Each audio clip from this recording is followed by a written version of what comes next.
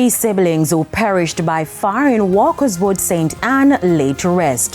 Usain Bolt named Global Tourism Ambassador, and DPP defends position on the Trade Winds NEPA case.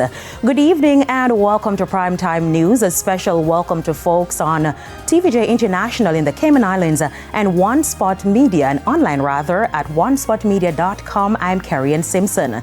There's also sports and weather in this newscast, so please stay with us. I'll have the details right after this break.